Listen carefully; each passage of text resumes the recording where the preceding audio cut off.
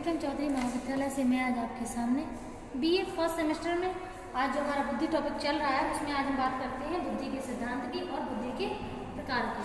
ठीक है, तो बुद्धि के सिद्धांत यहाँ पे कुछ 5 दिए हैं तो और भी, तो ये आपको भी देखना है। अगर आपको और सिद्धांत मिल रहे हैं या आप लिखना चाहते हैं तो बिल्कुल लिखिए, ठीक है, लेकिन ये 5 तो मेन ही है, ठीक है, जो आपको पढ़ने ही है।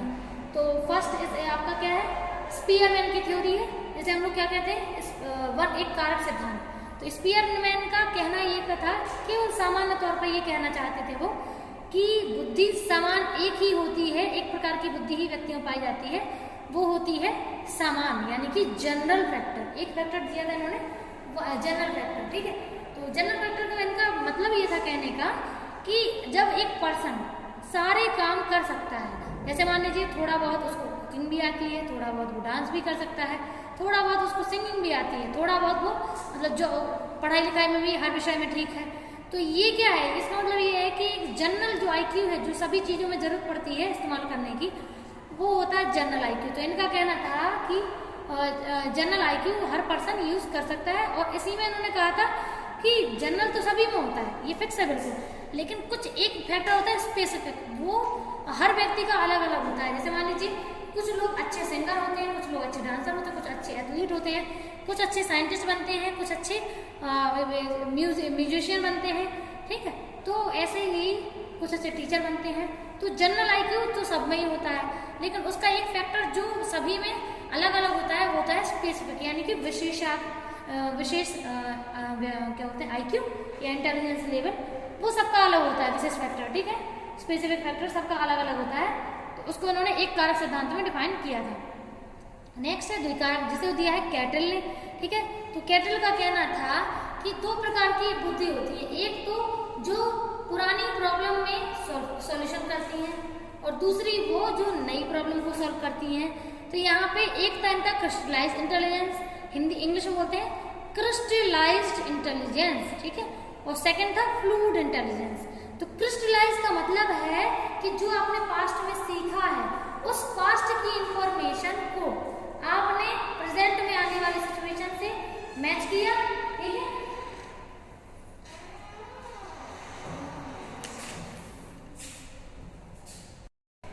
चलो तो देखो, इसमें हमने द्विकारक समझा दिया आपको, अब बताना है ना त्रिकारक। त्रिकारक का मतलब ऐसे समझ लीजिए आप लोग, जैसे हम लोग हैं किसी भी फैक्टर को 3 फॉर्म में सॉल्व करते हैं। जैसे जो अपने गिलफोर्ड है, उन्होंने क्यूब थ्योरी के नाम से इसको बोला है, किसको, आपके त्रिकारक सिद्धांत को। क्यूब थ्योरी क्या होता है, क्यूब आपने देखा होगा, एक क्यूब में 6 कलर होते हैं, 6 कलर 3 साइड से जुड़े होते हैं। तो साइड तो 3 ही होती ना, एक लेफ्ट होगी, एक राइट, मतलब अगर एक लेफ्ट है तो एक ऊपर वाला, एक नीचे वाला और एक साइड वाला, 3 ही साइड होते हैं।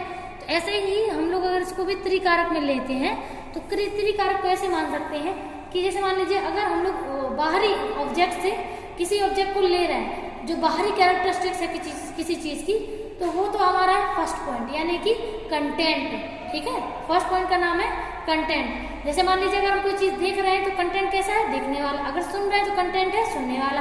अगर खा पी रहे हैं, स्किन से महसूस हो रहा है, तो कंटेंट उसी हिसाब से रहेंगे। तो कंटेंट जो है वो बाहरी दीपक तय करता है कि वो कैसा वाला है। अगर देखने सुनने से रिलेटेड है तो कंटेंट वैसे होता है। सेकंड होता है उसको ऑपरेशन करना, मतलब जैसे आपने किसी चीज को अगर देखा है तो आप उसके बारे में कोई ना कोई लॉजिक लगाने की सोच रहे हैं, तो आप पहले उसकी जो इमेज है वो अपने मस्तिष्क में ले जाएंगे, उसके बारे में कुछ ना कुछ काम होगा कि आपने ऐसी चीज कहाँ देखी है, ये क्या है, ये किस काम आती है, अगर इसके फायदे नुकसान क्या है, विशेषताएं क्या है, ठीक है। ये सब कुछ क्या है, आप उसका ऑपरेशन कर रहे हैं, यानी कि चीर फाड़ टाइप करना, ठीक है। और थर्ड है उसका परिणाम, यानी कि जैसे मान लीजिए अगर आपने किसी भी चीज के बारे में सब कुछ एनालिसिस कर लिया, फिर आप बता रहे हैं कि ये चीज ये है, तो इसका मीनिंग ये हुआ कि अब आपने अपने परिणामों का जजमेंट कर लिया है कि जो आपने बताया था वो सही है कि नहीं है, ठीक है। तो 3 चीजें ही होती हैं डिपेंड। तो थर्ड होता है हमारा ट्रांसफॉर्मेशन, थर्ड को क्या बोलते हैं, बदलाव, ठीक है। तो ऐसे ही कंटेंट इंपॉर्टेंट होता है, ठीक है, और उसमें आपका क्या बोलते हैं ऑपरेशन होता है, और लास्ट होता है आपका ट्रांसफॉर्मेशन, यानी कि चीजों को बदलाव हो जाना, ठीक है, एग्जीक्यूट हो जाना। अब है बहुकारक सिद्धांत। बहुकारक सिद्धांत किसने दिया है, वो दिया है गार्डनर ने। तो गार्डनर ने 9 प्रकार की जो क्या बोलते हैं वो एबिलिटीज हैं वो दी हैं, ठीक है। जैसे मान लीजिए म्यूजिशियन, पहला है म्यूजिशियन, दूसरा है मैथमेटिशियन, तीसरा है मैथमेटिशियन के साथ अपन लोग लॉजिकल को जोड़ सकते हैं क्योंकि उसमें दोनों में एक ही थ्योरी के फॉर्म में चीजों को यूज होता है। फिर है आपका जैसे मान लीजिए एथलीट्स है, जिम्नास्टिक्स एथलीट्स, ठीक है। फिर है अगला मान लीजिए वो तो उसी में डांसर उसी में आएगा, जिम्नास्टिक एथलीट्स या डांसर्स, ठीक है, क्योंकि वो बॉडी से रिलेटेड ही काम करते हैं। नेक्स्ट है लैंग्वेज रिलेटेड IQ, ठीक है। उसके बाद अगला है क्या बोलते हैं हाँ, इंटरपर्सनल रिलेशनशिप, यानी कि दो लोगों के बीच में जो रिलेशनशिप है वो कितना अच्छे से हेल्दी बिल्डअप है, वो भी एक इंटेलिजेंस होता है, ठीक है। ये जैसे छोटी छोटी बातों पे दो लोगों में इतनी बहस हो जाती है, मतलब लड़ाइयाँ होती हैं, तो इसका मतलब ये है कि उनका इंटरपर्सनल इंटेलिजेंस सही नहीं है, वो मैनेज नहीं कर पाते हैं। नेक्स्ट है इंट्रापर्सनल मतलब खुद के ही साथ खुद की क्या सिचुएशन है, ठीक है, मतलब हम खुद के साथ किस फॉर्म में बिहेव कर रहे हैं, ठीक है। तो ये हो गया है। तो ये है गार्डनर ने, इन्होंने 9 इंटेलिजेंस दिए थे जिसको हम मल्टीफैक्टर इंटेलिजेंस कहते हैं। नेक्स्ट है समूह कारक, तो थर्स्टन ने 7 प्राइमरी मेंटल एबिलिटीज बताई हैं जो देखी जाती हैं, 7 टाइप ऑफ मेंटल एबिलिटीज, ठीक है। तो 7 है, तो इन्होंने कौन कौन सी बताई, इन्होंने भी मोस्टली गार्डनर से मिलती जुलती हैं, केवल 1-2 ही हैं जिनको इन्होंने थोड़ा अलग किया है, बाकी सब सेम टू सेम है, ठीक है। तो ये हो गई आपकी बुद्धि के सिद्धांत। अब हम बात करते हैं बुद्धि के प्रकार की। तो 3 प्रकार की बुद्धि होती है, एक होती है सामाजिक, दूसरी होती है मूर्त, तीसरी होती है अमूर्त। तो सामाजिक का मतलब होता है जब हम लोग समाज में रह करके लोगों के साथ उनके विचारों, अपने विचारों के बीच में जो समायोजन स्थापित करते हैं, एक हेल्दी रिलेशनशिप बिल्डअप करते हैं, सोशल में रह करके पूरा काम करते हैं, वो होता है सामाजिक बुद्धि, सोशल इंटेलिजेंस, ठीक है। नेक्स्ट है अमूर्त बुद्धि, कॉन्क्रीट इंटेलिजेंस।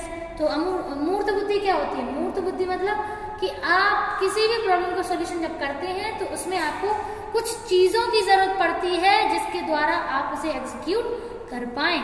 अगर आप ब्रेन में प्रॉब्लम का सॉल्यूशन नहीं ढूंढ पा रहे हैं तो आपको उसके लिए कुछ टूल्स की जरूरत पड़ेगी जिसका उपयोग करके आप अपनी प्रॉब्लम के सॉल्यूशन को खोजने की कोशिश करेंगे।